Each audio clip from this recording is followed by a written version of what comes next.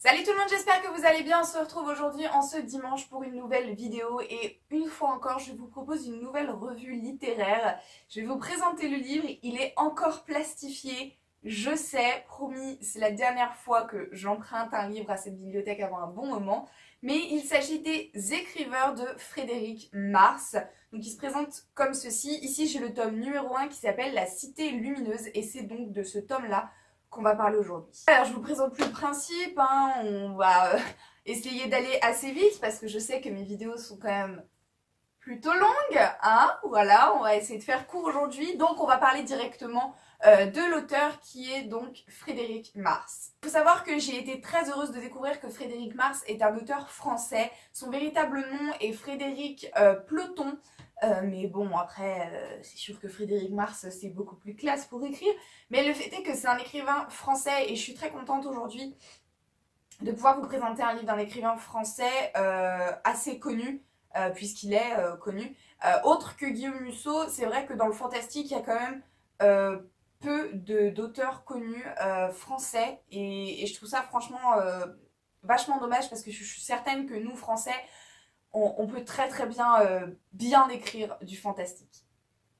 C'est un auteur qui a 50 ans, qui a écrit beaucoup de livres, notamment des thrillers, des romans historiques, des romans fantastiques, des romans jeunes adultes, des essais ainsi que des pamphlets. Donc clairement le mec est un touche-à-tout. Donc avant de vivre pleinement de l'écriture et je suppose de sa passion, il a été journaliste et scénariste pour la télé. Pour ce qui est de l'œuvre en elle-même, donc ce petit bouquin juste ici, donc il fait partie d'une série, celui-là, voilà. Donc j'ai le premier tome qui s'appelle La Cité Lumineuse, c'est du fantastique et également de la jeunesse, roman jeunesse. Il est sorti en 2012 chez J'ai lu, il fait 350 pages celui-là et il est au prix de 14,95 €. Voilà. Bon, je sais, j'arrête pas de lire en bas, mais c'est parce que j'ai le carnet en bas, sinon je n'arrive pas à me souvenir de toutes ces informations. Voilà. J'ai pas plus de choses à dire sur le livre en lui-même, parce qu'en fait, on a très très peu d'informations sur la série, sur le livre, etc. Sur mes précédentes revues littéraires, il était plus facile de gagner des informations parce que c'était des livres soit qui étaient très connus, soit qui avaient des pages Wikipédia pour X ou Y raison, et du coup c'était quand même beaucoup plus facile. Là, c'est pas le cas, donc malheureusement, j'ai quand même très peu d'informations sur le livre et sur la série en elle-même. Pareil, je vous lis pas le résumé, je vous le mettrai en barre d'infos. De toute façon, le résumé de la quatrième de couverture, juste là, c'est en fait une citation du prologue au tout début du livre. Mais le résumé que je vous mets en barre d'infos, ce sera bien plus clair pour vous, je pense, pour comprendre l'histoire. C'est un résumé que j'ai trouvé sur Babelio, il me semble, quelque chose comme ça. Du coup, on va partir directement sur la vie et je pense que vous allez tout de suite comprendre ce que je pense de ce livre, savoir si je l'ai bien aimé, si je l'ai pas aimé. On va commencer tout de suite par le positif. Et dans le positif, j'ai beaucoup de choses à dire. Voilà pourquoi je pense que vous avez compris directement que j'ai bien aimé ce livre. J'ai tout de suite été attirée par ce livre, par le titre en fait, Les Écriveurs, donc c'est un énorme néologisme, je pense que ça a fait grincer les dents pas mal de membres de l'Académie nationale quand ils ont sûrement appris l'existence de ce livre, mais bref, le fait est que c'est un énorme néologisme et tout de suite, quand on lit Écriveur, on sait que ça a un rapport avec l'écriture, et donc c'est ce qui m'a attirée, puisqu'évidemment j'adore l'écriture, c'est une de mes grandes passions. Si vous n'êtes pas au courant, ben non, vous le savez. Et du coup, c'est ce qui m'a attirée. J'ai lu la quatrième de couverture et j'ai trouvé ça hyper original. Pour vous expliquer un peu l'histoire, si jamais vous n'avez pas lu le résumé que je mettrai en barre d'infos, c'est l'histoire de ce qu'on appelle les écriveurs. Et les écriveurs, ce sont ceux qui écrivent la vie des gens. Donc en gros, dans ce livre, on part du principe que le hasard n'existe pas, ou très peu, et que votre vie, c'est quelqu'un d'autre qui l'écrit. C'est-à-dire que chaque choix que vous allez faire, chaque événement qui se sont passés dans votre vie, c'était pas les vôtres de choix, ce n'était pas le hasard ou le destin qui a mis ça sur votre route, c'est simplement quelqu'un qui a écrit votre vie. Donc c'est tout le premier tome va parler de ça, va parler donc de cette héroïne qui s'appelle Lara Scott et qui va découvrir ce monde des écriveurs. Et en fait, j'ai été super intriguée parce que je suis quelqu'un qui croit beaucoup au destin. Et donc du coup, je crois beaucoup au fait que les choses sont écrites et que voilà, rien n'arrive par hasard, que si j'ai rencontré telle personne, c'est pas pour rien, etc. Et du coup, forcément, ça m'a beaucoup intriguée. Et donc, j'ai décidé de l'emprunter et de le lire, voilà. Donc on va commencer aux avis plus en détail du livre, aux avis positifs. Du coup, j'ai trouvé l'histoire très originale.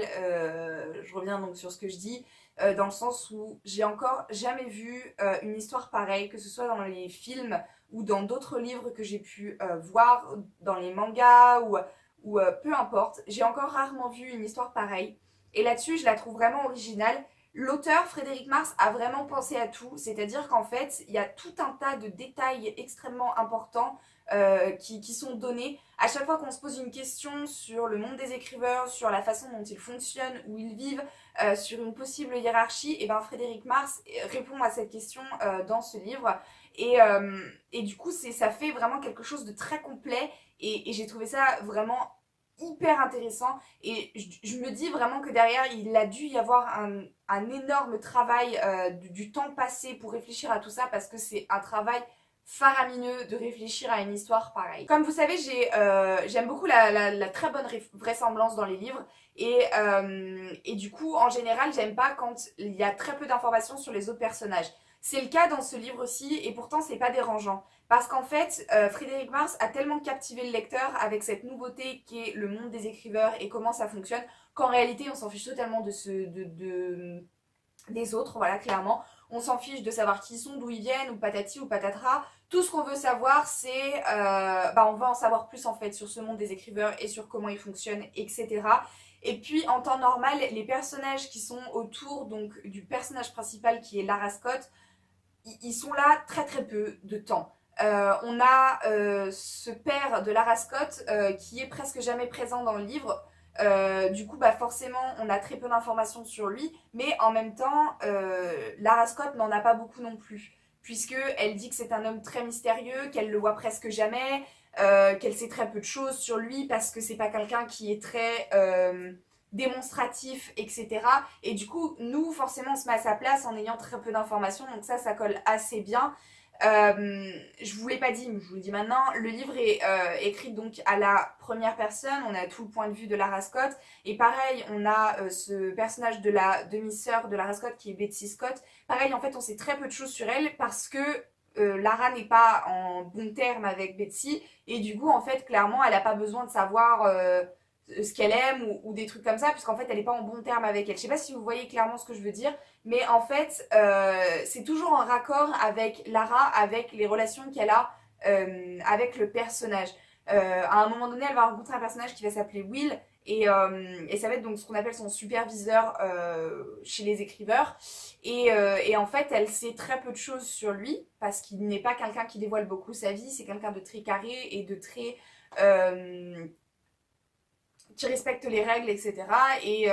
Et du coup, forcément, si elle ne connaît pas beaucoup de choses, nous, on ne connaît pas beaucoup de choses. Comme le point de vue est interne et qu'on n'a pas un point de vue omniscient, c'est beaucoup plus facile pour nous d'accepter, entre guillemets, les problèmes de vraisemblance et le fait que on sache très peu de choses sur les autres personnages. Ce que j'ai énormément aimé avec ce livre, c'est qu'on brise le quatrième mur de la lecture.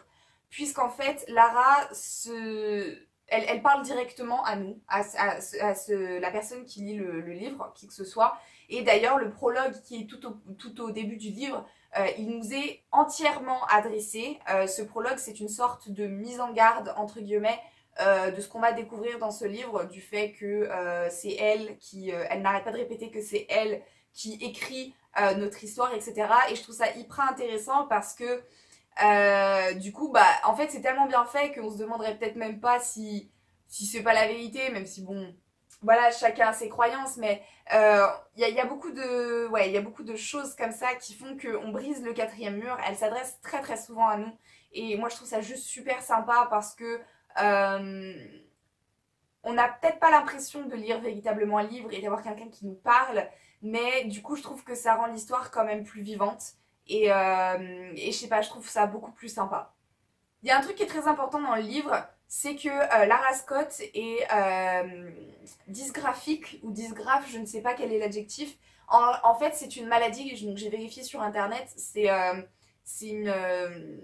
avoir des problèmes en fait à écrire. Dans le livre, c'est expliqué que les personnes qui ont la dysgraphie écrivent en fait à l'envers, que ce soit de manière verticale comme de manière horizontale. En fait, ça a un effet miroir. Ce qui fait que c'est illisible pour une personne qui n'est pas dysgraphique, ou dysgraphe, on va dire dysgraphe, c'est plus joli. Et en fait, elle écrit comme ça, et ça lui a toujours porté préjudice dans sa vie. À cause de ça, elle a de très très mauvaises notes à l'école, par exemple, et tout le monde se fiche un peu de sa gueule. Et en fait, elle se rend compte dans le monde des écriveurs que tout le monde écrit en dysgraphie. Et du coup, forcément, vu que pour elle c'est inné et qu'elle n'a pas besoin d'apprendre à écrire en dysgraphie, et ben ça va devenir un atout pour elle. Et j'ai trouvé ça vraiment super sympa de mettre ce qui était à la base un défaut, une tare, de le transformer et de le faire devenir en atout. Donc ça déjà j'ai trouvé ça super. En plus de ça, de me dire qu'en fait une personne dysgraphe, ouais dysgraphe, on va dire dysgraphe, lit ce livre et se disent qu'en fait en réalité bah, c'est peut-être pas mauvais, c'est peut-être pas un défaut. Et ben je trouve ça juste super sympa voilà, de donner la chance à un dysgraphe de lire le livre et de se dire que c'est peut-être pas une mauvaise chose en fait, tout simplement ce qu'il est. Donc comme je vous disais, Frédéric Mars a vraiment pensé à tout et du coup forcément tout a une explication. Chaque chose qui va se passer ou qui s'est passé dans sa vie ont une explication et tout, vraiment tout est expliqué. Il n'y a pas une seule chose où à la fin du livre on se dit pas attends mais il nous manque ça comme information. Enfin je veux dire, il y a un suspense à la fin du livre, il nous manque des informations, c'est pour ça que c'est une série et pas un seul et même livre, mais il n'y a pas des choses vraiment manquantes au point qu'on se dise non mais attends ça ils nous l'ont pas expliqué ou quoi que ce soit. Et je trouve ça juste génial parce qu'au moins on ferme pas le livre avec un manque d'informations. Une remise en question qui est quand même assez amusante dans ce livre parce qu'en fait quand on termine le livre, on voit pas les choses de la même manière dans le sens où on se demande un peu bah, si c'est véritablement vrai ou pas parce que tout est fait pour nous expliquer que on n'est pas au courant de leur existence puisque les écrivains vivent dans une ville qui s'appelle Hometown et en fait c'est une petite île avec un volcan et en fait le volcan émet tellement de panache de fumée qu'il brouille les radars et du coup la ville n'est pas visible sur les radars. Personne n'a jamais visité l'île et voilà, en gros c'est une petite autarcie etc. Et du coup voilà, il y a plein d'explications qui font qu'aujourd'hui on n'est pas au courant de leur existence et du coup forcément quand on finit le livre ouais, on se pose la question, on se demande pas si ça n'existe pas vraiment et ça c'est vraiment quelque chose que j'aime dans les livres. C'est pour ça que j'aime autant les fantaisies, c'est parce que j'aime me demander si ce monde existe vraiment ou du moins si cette ville existe vraiment avec ses écrivains, etc. Pour revenir à la dysgraphie, il y a un truc que j'ai oublié, c'est que en fait dans le livre vous allez retrouver de l'écriture dysgraphique sous forme d'image en fait, puisque quand Lara va ce qu'on appelle écrire des ordres, du coup elle va écrire en dysgraphie dans le livre et ça va être noté en image dans le livre, voilà. Et je trouve ça super sympa, ça donne un côté ludique et ouais, ça donne une petite touche. Et puis du coup, nous c'est amusant parce que on doit constamment venir tourner le livre pour qu'on arrive à déchiffrer quelque chose. C'est vraiment super sympa. Je pense que je vous mettrai une photo quelque part d'une page où il y a du coup l'écriture en dysgraphie. C'est vraiment super drôle à lire. Du coup, moi, à chaque fois, je tournais le livre en entier et c'était vraiment assez amusant. On va passer aux avis négatifs. Il y en a peu, mais je trouve qu'ils sont quand même importants. Voilà. Le premier souci que moi j'ai noté, c'est que on a trop d'informations en même temps. On a l'impression que le fait qu'il y ait plusieurs tomes, l'auteur s'est dit il faut absolument qu'en un seul et même tome, je fasse marcher l'histoire, mais que je présente également tout l'univers des écrivains. Et en fait, on n'a pas le temps de souffler, dans le sens où toutes les informations sont données en même temps, que ce soit sur l'histoire des écrivains, sur les explications de pourquoi personne ne connaît les écrivains, sur la manière dont les écrivains sont révélés, sur la hiérarchie, sur leur pouvoir, sur l'endroit où ils vivent, sur le fonctionnement d'Hometown, enfin, il y a tout un tas d'informations en même temps et moi je dois vous avouer qu'il y a le quart, si ce n'est même les deux quarts que je n'ai pas enregistré parce que c'est trop d'informations pour un petit lecteur qui est là tranquille. Et du coup c'est le genre de livre qu'il ne faut pas lire quand vous êtes crevé le soir et que vous avez juste envie de faire une petite lecture tranquille et d'aller vous coucher. Il faut rester concentré constamment quand on lit le livre et c'est vrai que c'est quand même ultra dommage. Parfois, même s'il n'y a pas beaucoup d'informations dans un seul et même paragraphe, qu'on nous laisse un peu respirer, les explications sont parfois, je trouve, trop compliquées et du coup, on est très facilement perdu. Et moi, il y a tout un tas de choses que je n'ai pas comprises, sincèrement, dans la manière dont vivaient ou dont travaillaient les écrivains ou même dont ils écrivaient. Tout simplement. Et du coup, je pense que j'aurai des explications peut-être plus claires dans le reste des tomes si je les lis, mais en tout cas, dès le début, clairement, moi, il y a vraiment des trucs que je n'ai pas compris. Comme je vous disais, la narration, elle est à la première personne du point de vue interne de Lara, et en fait, il y a 2 chapitres qui sont en point de vue omniscient, et c'est de la narration, pardon, en 3e personne. Et en fait, moi ça m'a perdu au début parce que comme j'étais pas du tout au courant, j'ai vu un changement de typographie dans le livre et au début je me suis dit que c'était une faute en fait d'impression ou de correction, etc. Et vraiment ça m'a perdu au début parce que je m'y attendais absolument pas, parce que rien ne prévoit, comment on dit, parce que rien n'explique le changement de narration. On nous dit pas pendant ce temps-là à tel endroit ou quelque chose comme ça. On nous dit pas du point de vue de nanani nanana. Vraiment, clairement, on nous lâche ça comme ça. Et moi là-dessus, franchement, pour moi, c'est un point négatif parce que du coup, ça m'a totalement perturbée en fait. Alors, il y a un truc, je me suis fait la réflexion en lisant le livre à un moment donné lors d'une scène. Et en faisant mes petites recherches, je me suis rendu compte que j'étais pas la seule. Après, sur le coup, moi, ça m'a pas choqué plus que ça, parce que c'est chose courante maintenant de s'inspirer d'autres sagas, etc. Mais en fait, il y a de gros rapprochements avec la saga d'Harry Potter et le personnage d'Harry Potter en lui-même. Il y a une fille que j'ai... Un commentaire d'une fille que j'ai lu sur les sites de Babelio, je crois que c'était ça, qui vraiment était déçue de ça et qui clairement assassinait le livre à cause de ça. Moi, je suis pas déçue et je n'assassine pas le livre parce qu'il y a des gros rapprochements avec Harry Potter, parce que c'est toujours un peu léger. Et puis même dans tous les cas, comme c'est marrant parce que ça fait une petite mise en abîme, parce que à un moment donné, en fait, quand Lara découvre les écriveurs, le chef des écriveurs, entre guillemets, lui explique et lui dit: pourquoi tu crois que tu as une vie aussi misérable? Parce que Lara, elle a perdu sa maman très jeune, puis son papa s'est remarié avec son ancienne nourrice, et cette nourrice-là avait 2 filles d'un précédent mariage, donc qui sont devenues ses demi-sœurs. Si ça vous rappelle quelque chose, c'est normal, c'est parce que c'est fait exprès pour rappeler l'histoire de Cendrillon.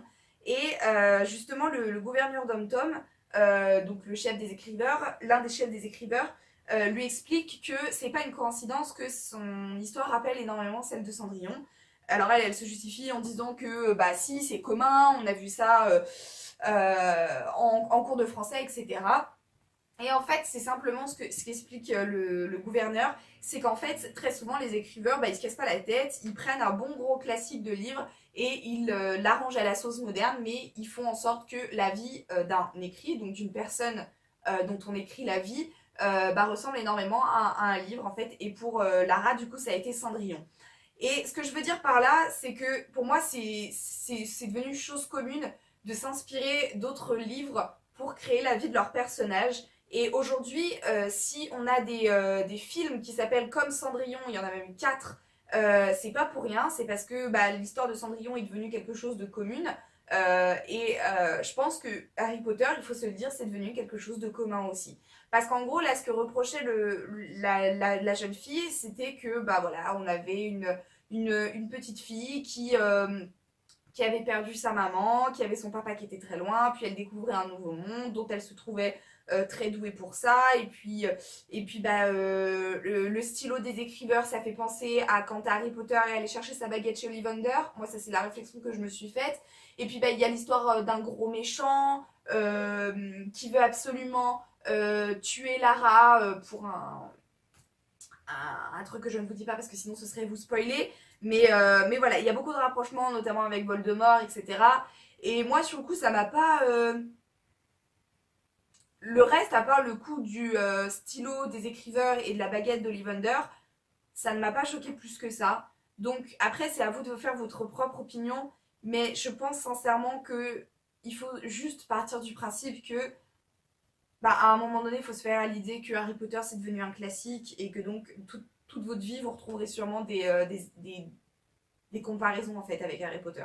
Voilà. Perturbée, à un moment donné de l'histoire, on était, je crois, aux trois quarts du livre, et à un moment donné, Lara fait la réflexion que ça faisait 4 jours qu'elle avait été ce qu'on appelle révélée, et donc elle était devenue une écriveuse. Euh, et en fait, ça arrive quand même assez tôt dans le livre. Et du coup, à ce moment-là, je me suis dit, attendez, mais ça fait que 4 jours.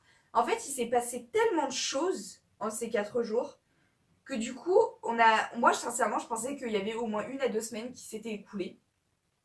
Et du coup, pour moi, le point négatif là-dedans, c'est qu'en fait, la chronologie et la manière dont se déroulent les choses, bah, c'est trop brouillon et c'est trop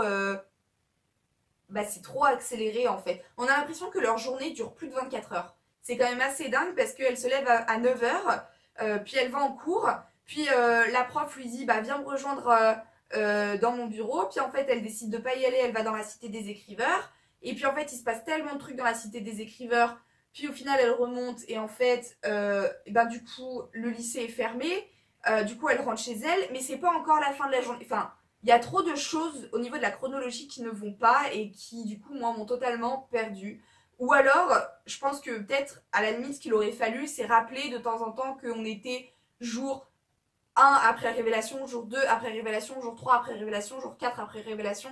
Au moins pour qu'on ait un fil continuel et qu'on se dise, ah ok, d'accord, donc ça fait 3 jours, ok, d'accord. Parce que sinon, on se perd beaucoup trop facilement. Pour revenir sur cette idée, donc ce que je viens de vous dire, là, de la chronologie, il s'est passé donc un truc, je vous en ai vaguement parlé avec la prof, qui m'a choquée parce que dans la vraie vie, ça n'arriverait jamais. Et c'est voilà, c'est le souci de vraisemblance, voilà, une fois encore. En gros, donc c'est ce que je vous expliquais, Lara va au lycée et en fait, elle a appris peu de temps avant que tous ses professeurs du lycée Pacifique de Hometon étaient des écriveurs. Donc en gros, ils faisaient partie du schmilblick, quoi. Et du coup, en fait, à un moment donné, la prof lui dit, Lara, tu viendras me voir dans mon bureau. Et c'est ce que je vous dis, en fait, elle décide de ne pas y aller et elle descend à la cité des écriveurs, donc la cité lumineuse. Et cependant, toute la journée. Et ensuite, après, elle remonte et elle continue sa vie, etc. Puis elle continue à aller au lycée, nanani, nanana. Et moi, ça m'a choquée parce que je me dis, attendez. Tu refuses d'aller à un rendez-vous que t'as donné ta prof et rien ne se passe. Je veux dire, je veux bien admettre qu'elle fasse partie des écriveurs et qu'elle accepte que l'élève s'absente pour aller écrire sur ses écrits ou quoi que ce soit. Mais là, c'est clairement du foutage de gueule en fait. Je veux dire, à aucun moment donné, en fait, on a eu la prof qui est venue voir Lara en lui disant excuse-moi, mais moi je t'attendais en fait. Et à aucun moment donné, Lara s'est dit oh mince, j'avais un rendez-vous avec la prof, elle va me tuer. Là, par contre, il y a un souci quoi. Je pense que j'ai dit tout ce que j'avais à dire. On va passer sur les notes. Je les ai trouvées assez dures, sincèrement. Après, c'est des moyennes, donc forcément, on prend également tous les avis négatifs. Mais je les ai trouvées assez dures. Sur Babelio, il y avait une moyenne de 3,68. Non, 66. Ouais, de 3,66 sur 5. Pour moi, c'est trop peu. Sur Booknode, il y avait une moyenne de 3,5 sur 5. Et sur Sens Critique, c'était donc 6,4 sur 10. Et j'ai donc ramené à 5. Et du coup, ça faisait 3,2 sur 5. Donc la pire des moyennes. Et moi, ma note, j'ai mis un 4 sur 5. Parce que bah, ça le mérite amplement, en fait. Dans le sens où c'est vrai que ça fait un peu comme pour ne jamais tomber amoureuse. L'histoire est tellement originale que du coup ça englobe quand même la moitié déjà de la note. Donc on a déjà les 2,5. Le fait que l'auteur ait véritablement pensé à tout, le fait qu'on ait un énorme travail derrière, bah pour moi ça rajoute encore un point. Donc on est déjà à 3,5. Et les 0,5 restants, c'est pour moi la manière dont c'est écrit, par exemple le quatrième mur, la dysgraphie qui a été rajoutée en images dans le livre, etc. C'est tout c'est la plume de l'auteur en fait, tout simplement, voilà. Et pour moi, ça, ouais, ça fait 0,5 en plus parce que j'ai vraiment bien aimé la plume de Frédéric Marx. Elle est facile à lire, facile à comprendre, bon, sauf ces gros passages où il explique le monde des écrivains. Mais sinon, voilà, c'est facile à lire, c'est facile à comprendre, on n'a pas de réel problème de traduction, donc ça, c'est vraiment tip top, le fait qu'il soit français. Et voilà, donc pour moi, ça vaut amplement les 4 sur 5. Pour ce qui est de la citation, j'ai pas réussi à choisir une seule citation. Du coup, je vous en ai pris deux. La toute première, elle se trouve dans le prologue. Donc quand Lara nous parle directement à nous et nous explique que c'est elle qui écrit notre vie. Et du coup, donc la citation, c'est ça. Car ma vie et la vôtre, que vous le vouliez ou non, sont dorénavant liées à jamais. Pourquoi ça? Oh, c'est très simple. Ça se résume même en une phrase. Votre vie, c'est moi qui l'écris. Vous avez bien lu, qui l'écrit. Alors, toujours envie de connaître la suite? Et je l'aime bien cette citation parce que déjà au moins elle met dans le bain de ce qui va se passer dans le livre, de quoi on va parler. Et puis il y a cette certaine arrogance de Lara que j'ai trouvée quand même assez amusante du alors vous voulez toujours connaître la suite, en mode est-ce que je t'ai pas encore effrayé. Ça, j'ai trouvé ça très très sympa, vraiment clairement c'est une sorte de warning, avertissement. La deuxième citation, je sais plus du tout où est-ce qu'elle se trouve dans le livre. Je sais que c'est une conversation entre Will et Lara et que ça se passe à mon avis aux trois quarts du livre, c'est tout ce que je peux vous dire. Mais je l'ai trouvé très très sympa parce que je trouve que ça résume assez bien la fin du livre et je pense surtout les prochains tomes. Je vous l'aide. Mais si tu y réfléchis bien, quand tu contrôles tout ce qui existe, tu ne possèdes qu'une infime partie des choses.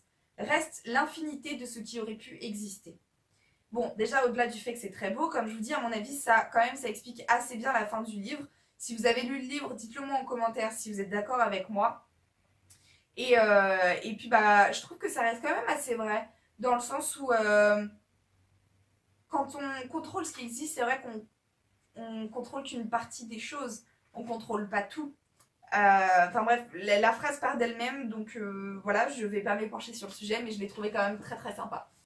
Voilà, c'est terminé, cette revue est terminée. J'espère que j'ai été assez rapide, parce que putain, sinon ça me ferait chier au montage. Mais j'espère quand même que ça vous a plu et peut-être que ça vous a donné envie de lire le livre. Si vous l'avez lu, n'hésitez pas à me le dire dans les commentaires et à me dire ce que vous en avez pensé. J'aime toujours essayer de partager un peu nos avis en commun sur les livres qu'on lit. Et puis, sincèrement, c'est un livre que je vous recommande, vraiment. Si vous aimez le fantastique, lisez-le. Moi, je pense que je vais acheter ou emprunter les autres tomes. Pour l'instant, c'est pas prévu parce que j'ai d'autres livres à lire. Mais je pense sincèrement que je vais continuer la suite. C'est vraiment quelque chose que j'ai bien aimé. Et je vais continuer parce qu'il y a encore tout un tas de questions sans réponse et qui, je pense, méritent amplement d'être répondues. Voilà. Sur ce, je vous fais plein de bisous. Je vous dis du coup à bientôt dans une nouvelle vidéo, normalement un dimanche si tout va bien, si j'ai le temps de les tourner, de les monter. Et voilà, je vous fais plein de poutous sur vos faces, plein de poutous sur vos joues, et je vous dis à bientôt.